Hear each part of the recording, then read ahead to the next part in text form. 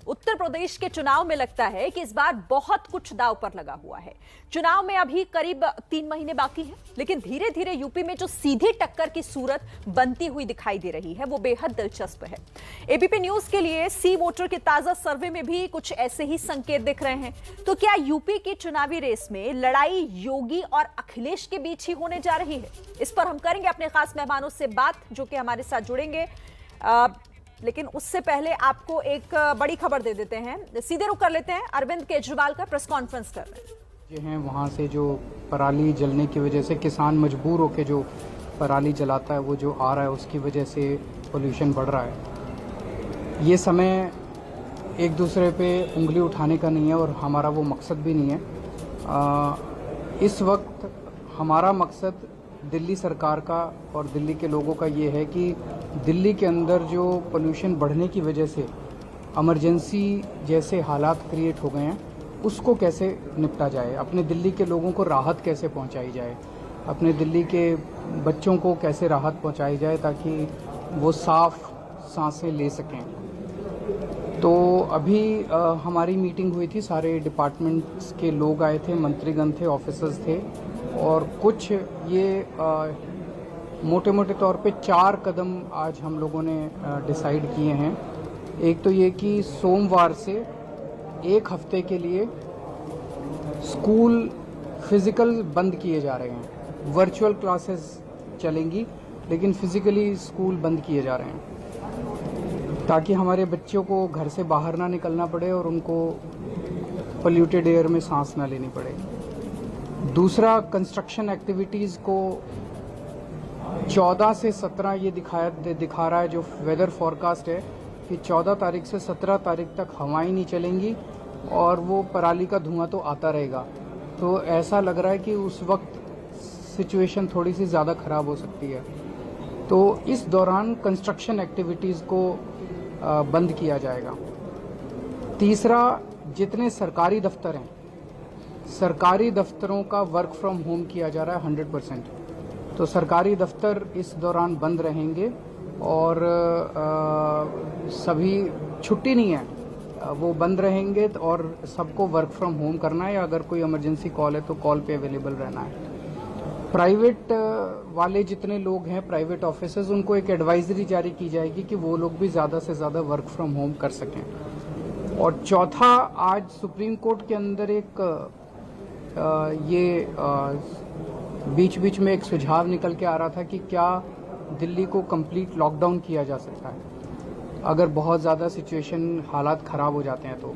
तो उसका हम पूरा वर्कआउट कर रहे हैं कि उसके क्या मायने होंगे, उस लॉकडाउन के क्या मायने होंगे। अभी लगा नहीं रहे हैं, हम एक उसका प्रस्ताव बना रहे हैं और इस प्रस्ताव को हम सुप्रीम कोर्ट के सामने रखेंगे कि अगर ऐसा होता है, और केंद्र सारी एजेंसी से डिस्कस करके, बिकॉज ये बहुत ही एक्सट्रीम स्टेप होगा, तो सारी एजेंसी से केंद्र सरकार को कॉन्फिडेंस में लेके, सीपीसीबी को कॉन्फिडेंस में लेके, सफ़र को कॉन्फिडेंस में लेके, अगर ऐसे हालात बनते हैं तो फिर उसमें दिल्ली के अंदर सारे प्राइवेट व्हीकल्स, कंस्ट्रक्शन, ट्रांसपोर्ट, ये सब वेहिकुलर, ये कंस्ट्रक्शन और इंडस्ट्रियल, ये एक्टिविटीज़ बंद की जा सकती हैं। तो ये एक प्रस्ताव, अभी केवल प्रस्ताव के तौर पे इसको हम कोर्ट के सामने रखेंगे। तो ये 4 मोटे मोटे तौर पे निर्णय लिए गए। हम दिल्ली वालों ने हमेशा बड़ी से बड़ी मुसीबत का बड़े अच्छे से सामना किया है, और ये हमारी सबकी सांसों का सवाल है, हमारे सबके सेहत का सवाल है, ज़िंदगी का सवाल है। मैं दिल्ली के लोगों से उम्मीद करता हूँ और अपील करता हूँ कि सब लोग मिलके इस पोल्यूशन की प्रॉब्लम से भी अच्छे से निपटेंगे। ये कठोर कदम जो हम उठा रहे हैं,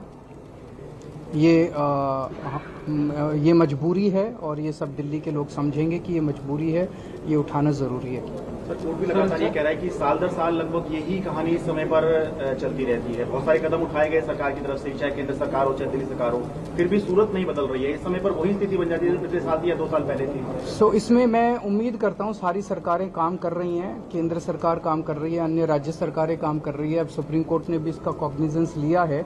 मैं उम्मीद करता हूँ कि इसका समाधान निकलेगा। दिल्ली की तरफ से हम जो कर सकते हैं, हम वो सारे एफर्ट्स कर रहे हैं। क्या पावर्ड ग्रुप ऑफ मिनिस्टर्स भी बनाया जाएगा इस क्राइसिस को हैंडल करने के लिए? अभी तो हम सारे एक साथ ही बैठे हुए थे, सारे ऑफिसर्स भी बैठे हुए थे। जब भी जरूरत पड़ेगी हम सारे फिर दोबारा मीटिंग करेंगे। 14 से 17 3 दिन के लिए सब बंद किए गए हैं। हाँ जी, अभी 3 दिन के लिए है, उसके बाद हम वो करके और फिर आगे लॉकडाउन लगाएंगे। वही मैंने कहा कि हम ये बहुत एक्सट्रीम एक्टिविटी अभी तक ये कभी किया नहीं गया, तो हम ये कोर्ट के सामने रखेंगे कि ये हमारा प्रस्ताव है और एक्सट्रीम सिचुएशन के अंदर क्या ऐसा करना चाहिए। ऑड 2-3 बार हो चुका है व्हीकलर पॉल्यूशन। मतलब अब जैसे सरकारी दफ्तर जब सारे बंद कर दिए तो इसका इम्पैक्ट, सरकारी गाड़ियां बहुत ज्यादा हैं। दिल्ली सरकार के सारे ऑफिसर्स बंद कर रहे हैं। फिर आप लोग भी घर से काम करेंगे? अब सब लोग वर्क फ्रॉम होम करेंगे अनलेस कोई जरूरी वो हो तो। सर कोर्ट ने भी कहा है कि केंद्र सरकार सभी को मिलजुल कर बातचीत के लिए बुलाई, इसमें बातचीत करेंगे। हम हमेशा तैयार हैं और हम सब मिलके काम करेंगे। ये ऐसी चीज है जिसका समाधान, क्योंकि हवा जो है और पोल्यूशन जो है वो बाउंड्रीज नहीं देखता। उधर की हवा इधर आ जाती है, उधर का पोल्यूशन इधर आ जाता है, तो हम सब मिलके काम करेंगे। सर दफ्तर भी 1 हफ्ते के लिए बंद किए हैं, सरकारी दफ्तर भी 1 हफ्ते के लिए। 1 हफ्ते के लिए, जो भी है 1 हफ्ते के लिए। हाँ जी। सर क्या सेंटर को इमरजेंसी मीटिंग तुरंत बुला लेनी चाहिए दिल्ली और आसपास सेंटर को जो भी करना है वो जरूर करेंगे। Thank you. तो दिल्ली के मुख्यमंत्री अरविंद केजरीवाल को आप सुन रहे थे। दरअसल जिस तरीके से इमरजेंसी जैसे हालात प्रदूषण को लेकर दिल्ली में बने हुए, जिसका जिक्र सुप्रीम कोर्ट ने भी किया, उस पर वो कह रहे थे। एक बैठक हुई जिसमें क्या जरूरी फैसले लिए गए उसकी जानकारी मुख्यमंत्री ने दी कि प्राइवेट गाड़ियों को बंद करने पर विचार हो रहा है। सोमवार से 1 हफ्ते के लिए स्कूल बंद रहेंगे, वर्चुअली क्लासेस चलेंगी जैसे पहले चल रही थी। 14 से 17 तक कंस्ट्रक्शन बंद करने का भी एक बड़ा फैसला लिया गया है, क्योंकि 14 से 17 तक हवाएं बंद रहेंगी, प्रदूषण का लेवल ज्यादा रह सकता है, तो इस दौरान कंस्ट्रक्शन पर पाबंदी रहेगी। साथ ही सरकारी दफ्तर जो हैं वो 100% वर्क फ्रॉम होम मोड में रहेंगे, यानी कि सभी सरकारी जो कर्मचारी हैं, जो अधिकारी हैं, वो घर से ही काम करेंगे, दफ्तर बंद रहेंगे। साथ ही उन्होंने प्राइवेट कंपनियों से भी अपील की है कि ज्यादा से ज्यादा जितना हो सके अपने कर्मचारियों को वो घर पर ही रहने दें, यानी वर्क फ्रॉम होम कराएं। तो बड़े फैसले जो लिए गए दिल्ली सरकार की तरफ से। दिल्ली में इमरजेंसी जैसे हालात हैं, जो AQI बता रहा है, जगह जगह की कंडीशन किस तरह से जहरीली हवा की वजह से हो गई है, उससे जुड़े फैसले लेने के लिए यह बैठक हुई। क्या कुछ और उन्होंने कहा है वो हम आपको सुना रहे हैं।